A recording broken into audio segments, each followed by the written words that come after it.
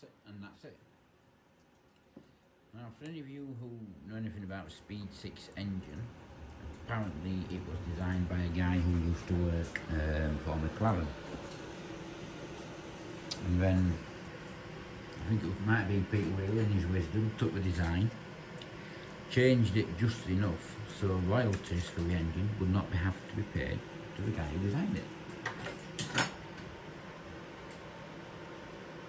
And we changed things like spark plug entry, oil feed to the galleries, and this is why a lot of the early ones failed, because oil wasn't getting up to the finger followers in time, and also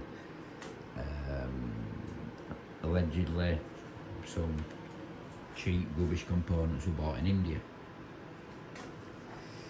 Anyway, Nikolai Smolensk came along, put the factory on a 12-month quality control issue thing, and I said, I've never really had much issue. The car's 17 years old, what do you expect? But I've had the car 17 years and I'm still learning things. Now, the problem with the throttle bodies is that's your spindle, which goes from there to there, another spindle there, another spindle there, etc. And in the early cars, the throttle bodies were just drilled all the way through for the spindle to go in. And in a very short period of time, obviously you have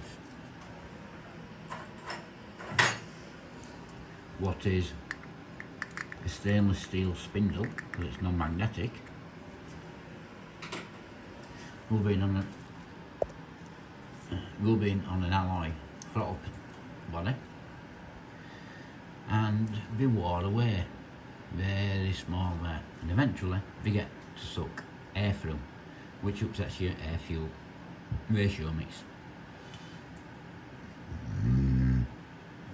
Now, only talking to somebody a few months ago, because of the age of my car, which is 2005, and I've confirmed this by looking on the later Speed 6 engines, they actually put bushes inside there, and as you can see, there's one there, which is great.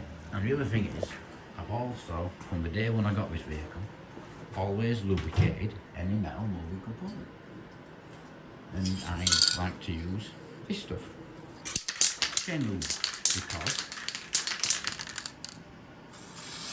it clings, which basically means it's lubricating, and it stays lubricating, and it's because it's meant for the likes of chainsaws or bikes, it's actually quite effective. And I just give it a quick jet inside of each spindles, it's open, and happy days. And like I said, when I've had these off recently, I haven't had any issues with, there's no playing with spindles, there's no wear from what I can feel. Now, there are people out there who advertise,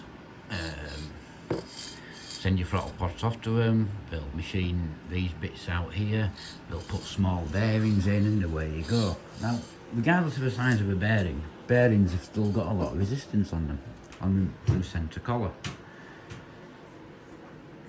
So, it has to be, and the problem with that is that you can get resistance in your throttle returning back to its normal position. If the spindles are slightly worn, the gap between the spindle and the bearing collar will obviously suck air in. So, and once you've drilled these throttle pots to house a bearing, once you start sucking air in again, and you send them away to somewhere, say, can you do anything with this? They scrap, they throw away. You have to buy new ones.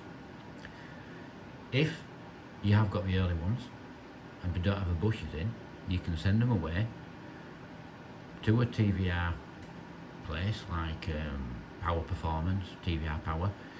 They will machine them out, they will put the bushes in. If your spindles are knackered, they will replace them, and then you will have a decent set of spindles and throttle bodies to last you many years. And that's one thing I do love about mechanical / electrically injected engines. You're not relying on a computer all the time. You do have to use your brain and do a lot of research, etc., and find out what's best and works for the vehicle.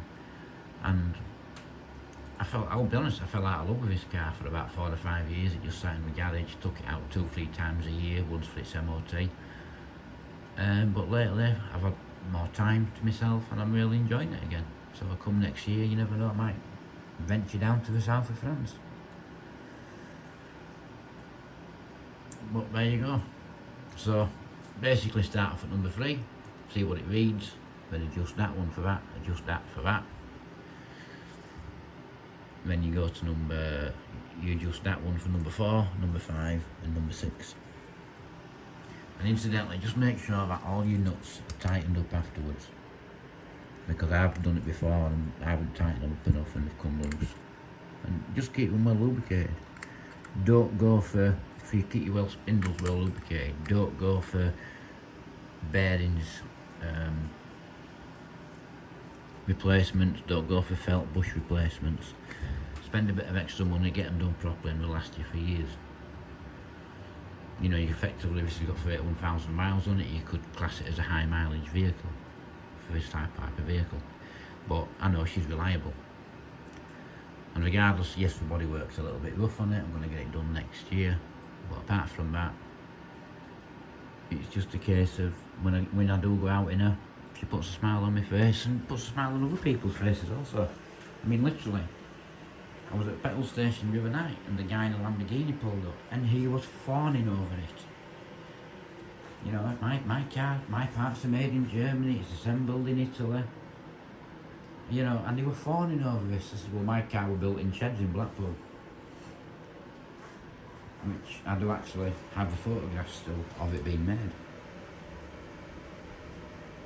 And, you know, with the collector's items, they're very rare. They only made 210, I think it was, something like that.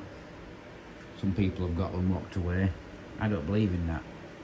I'm an HGV mechanic by trade. I don't believe in something being locked away, because it doesn't do them any good. All they do is sit there, they get damp, they rust. And what's the point of having it if you're not going to use it or you're not going to get enjoyment out of it? Driving is changing.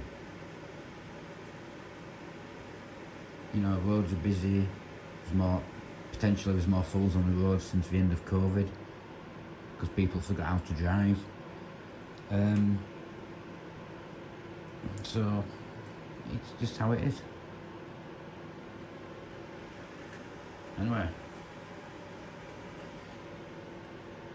So there you go, I'll put it back together. I might take it out for a spin tonight, I don't know, because it's freezing fog outside. If not, I'll just leave it until maybe Sunday or something and see what the old weather's doing. Thank you. And take care all.